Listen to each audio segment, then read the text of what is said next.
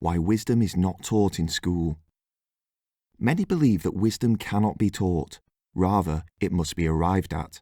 You can teach someone why touching a hot stove is a bad idea, but until they actually touch the stove and experience the pain, they might not truly understand. However, if the person already experienced fire, they might understand the danger of heat without having to experience the stove. Thus, wisdom can only be taught to those with certain levels of comparable life experience. It may not be easy to teach wisdom in school, but it's easy to teach the importance of wisdom in school, yet this is rarely explored. Ultimately, the main goal of schools and universities seems to be teaching people how to be good workers. Even if you go to business school or take psychology, the main theme of your education will be gaining knowledge that serves the economy. In other words, you are taught how to be useful to employers based on established rules.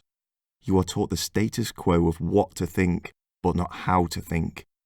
Schools teach what benefits society, not necessarily the individual.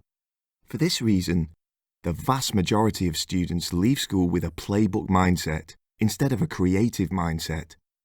The playbook mindset is the belief that following the established rules you are taught in school will lead you to a predictable result in your favour. The creative mindset is knowing what makes you different from others and finding creative ways to put these unique talents to work in your favour. College students often attend classes where they are one person in a sea of hundreds. If you are in a sea of people being told the same thing as those sitting next to you, what competitive advantage could you possibly gain from this? You have anywhere from 30 to 300 other people learning the exact same thing at the same time. This is where individual perspective becomes very important. The average student sits in a classroom, takes in the information, and accepts it as truth. The competitive student takes in the information and accepts it as conventional thinking or conventional wisdom.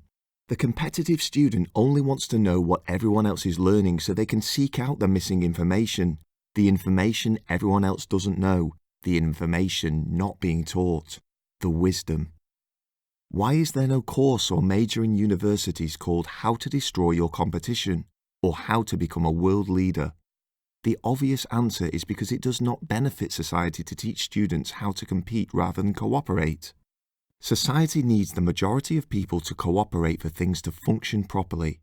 Ask yourself why you won't find the cure for cancer in a lecture hall. It's because it requires going down a new path of discovery. It requires new information that is still uncharted territory. It requires a creative mindset, not a playbook mindset. None of this should surprise anyone.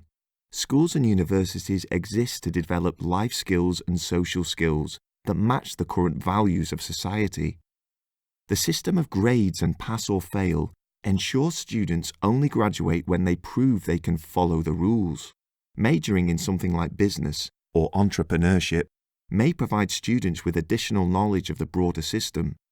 Here, they might learn examples of things that worked in the past that can inspire new ideas. However, students won't learn the real keys to creating something authentic, original or non-traditional. This only comes from questioning the rules. Traditional education is not about questioning rules, it's about teaching them, and everyone seeking a traditional education needs to keep these limitations in mind. The darker reason why the importance of wisdom is not taught in school may be related to the competitive advantage of wisdom. Important information has to be guarded to remain advantageous to those who possess it. If everyone learns the proprietary recipes for Coca-Cola or Nestlé's chocolate, the competitive advantage is lost forever.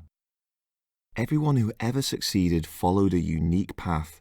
This is why imitating others often brings weaker results than being original.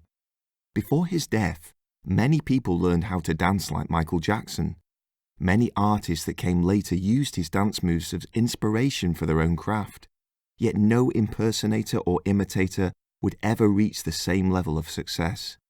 This is because authenticity is a form of scarcity, and scarcity creates value.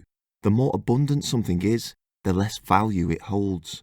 Authenticity sets a new standard rather than imitating an existing standard.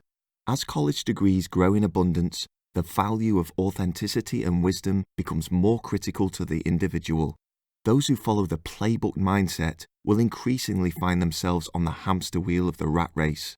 running in place with basic skills but lacking the wisdom or authenticity to rise to the next level. Learn more in my new book, Why Wisdom Rules the World.